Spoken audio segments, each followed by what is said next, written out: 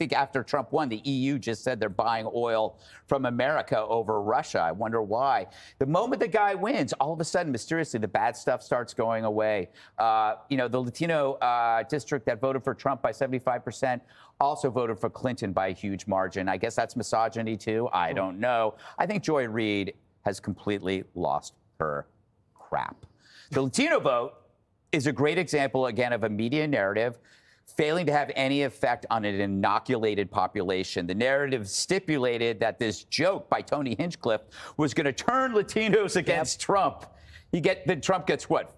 45% of the Latino vote, the majority of men, largest in recent history. The Democrats somehow assumed that Latinos, they can't take a joke, right? They also assumed people had no other concerns, besides a joke. Maybe for elite Latinos on X, who don't have to worry about crime or inflation or the economy or immigration, they could get upset about a joke. But nobody bought that narrative. And I go back to what I said before. It's not about left or right anymore. It's about how the news creates narratives to brainwash you, and it's not happening. Katie, I believe the leader of Mexico is a woman. Yes. I don't think Hispanics have a problem with voting a woman in office. Exactly. Look, the identity politics, the divisive identity politics that Democrats have relied on for years and years and years are starting to come to an end. They've made all of these assumptions about people's skin color, trying to win elections by dividing people up and assuming that if you're from a certain group or of a certain gender, which lately they can't even define, that you should be voting for Democrats because Republicans are racist. Donald Trump is pulling those coalitions away from the Democrats, and they don't really have a way to make it up. I mean, having Joy Reid screaming about how Latinos are essentially the new white supremacists in this country isn't going to make their community safer. It's not going to make them have more money in their pocket. And they're smart enough to know that they're going to vote on issues rather than voting on who they should be told deserves their recognition or their party affiliation as a result of their skin color. And they're panicking because they really don't know how to work on this, given they've relied on it so heavily to win in the past. Harold, why don't you guys just make it easier on yourselves and claim it was rigged? Well, that would be what you guys would do. We decided not to do that. So a couple What do you mean by things. you guys?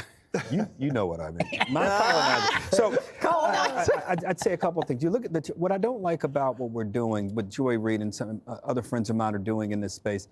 The voters have spoken.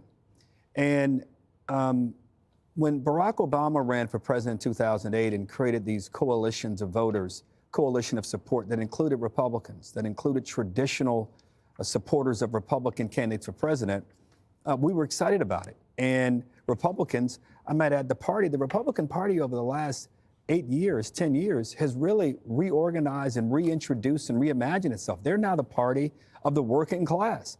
We were the party of the working class for a long time, and Donald Trump, whatever you want to say about him, his being and his political athleticism has allowed him to do that. 1 in 3 voters of color voted for Trump. He won Hispanic men by 10 points. He won voters 18 to 29 by 10 points. The way you address that is not to say to those who are 18 or 29 that you are doing something as an affront to your parents, or to say to Hispanic men you are being disingenuous to Hispanic women. No, the question is, they made a calculation that Donald Trump would do better lowering prices, securing the border, lowering crimes in their neighborhoods, making energy in America so more jobs stay in Ohio and Pennsylvania, and keeping little boys out of little girls' bathrooms and sports. Those are the issues. All this other stuff we're talking about, it may make us feel good. It doesn't make me feel good going to dinner parties this way. I just walk out now, because if they don't want to get serious and honest about what happened, we're going to find ourselves in a cycle of losing. Mm-hmm. And I don't like losing. I don't like losing, not because as a person in politics, because I think when we do governing good as a Democratic Party, we do it well.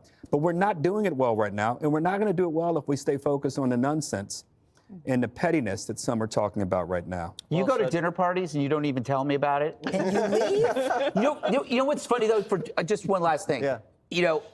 It's not racism, it's not sexism, it's brainism. We are bigoted against people who don't have brains, which is why Joy Reid takes this so personally. And again, abuela is grandmother in Spanish. Thank you. Gracias, amigo. Yesterday we learned paterfamilias, and now we learned abuela. You should try to work one new word in a day. I'll Jesse see you on teaches Monday. Spanish. Click here to